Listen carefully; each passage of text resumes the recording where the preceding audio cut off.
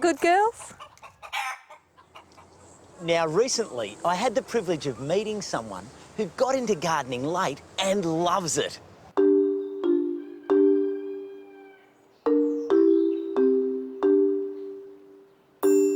This is Thomas and Ben. And this is their 0.4 hectare garden of tranquility in Bundanoon, in New South Wales' Southern Highlands.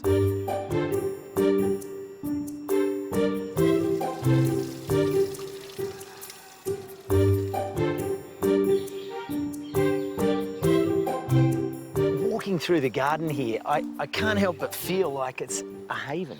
Aye, it is. And that was the intentions. I was 60 when I first came here, 66 now, and I just wanted a place where it could be peaceful, tranquil, get away from it all. So why was that the priority? Look, I've been working hard all my life, and it's very hard sometimes to just have peace of mind.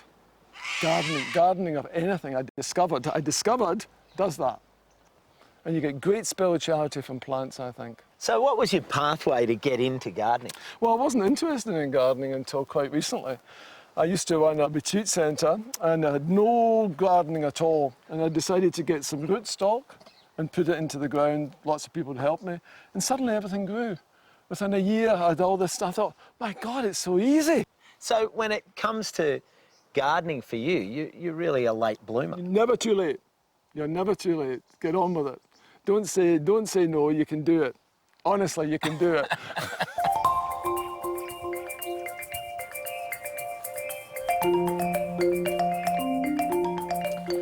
What was your approach to the design of the garden? Well, you know, I read in a book about different rooms being part of a good garden design. So that's what I did here. I decided to have different rooms with different textures, different themes. Yeah. As you can see, this is a Gavilia bush garden. I was told also that it was pretty easy to do, and that's very important. But the other thing that was really important to me was with this long area, I wanted a sense of mystery. And so you can go from one room to another room. Yeah, and it's like a tease, really. It is. It's what's going on over there and how am I going to get there? Yeah. The other thing that I really thought was important, I wanted texture. I wanted to understand more about texture and structure and colour.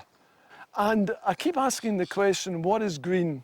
And I can't give you an answer. There's just so many greens that fascinates me. And then, of course, you've got to have some nice fern as an entrance. Yep. And then you look from here and you get a totally different view. I like the fact that you can define rooms with simple things, like here we've gone from grass to pebbles. Yep. Here we've got vertical and horizontal bamboo, these posts, and they're saying, hey, there's a change. Yep, and I wanted that. I wanted to say, hey, we're going into something quite different from the rest of the garden, another room. And what is this room all about? Well, my partner and I went to Japan a couple of years ago and I was really taken by the structure and precision of the Japanese gardens. Beautiful. I could not replicate them, but I wanted something which I'd call Australia-Japanese fusion. So you've got Australian plants and you've got some influence from Japan.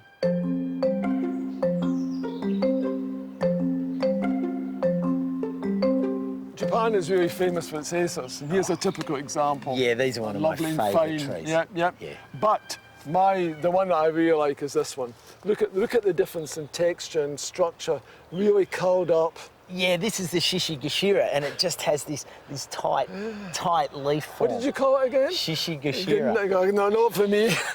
you know, we're in the Southern Highlands, and 700 metres up, and we get really cold winters, -8, and they love it. Just like in Japan, they love this, and the colours just bloom in the autumn.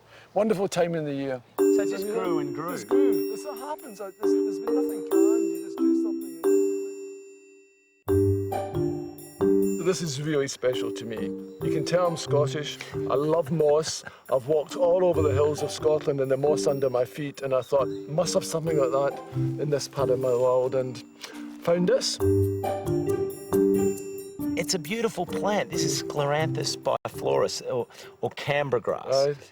And it just grows over rocks, it grows over the garden, and it creates a landscape that when you look at it, you feel like you're in an aeroplane above, looking over the rolling hills of Scotland. Well, that's how I feel when I look from here. I think I'm going up that hill. I wanted, I think, something peaceful and tranquil. And everywhere you go in the garden, all the places you can sit, you get that feeling in a different perspective. But the best of all is in the gazebo, having a gin and tonic as the sun goes down and just overlooking it and thinking, we've done this, I can't believe it. So great joy in the achievement of it. Thomas reflects everything that I love about what gardening can be. It's an absolute pleasure to walk around and feel the results of his work. Well, that's it for another week.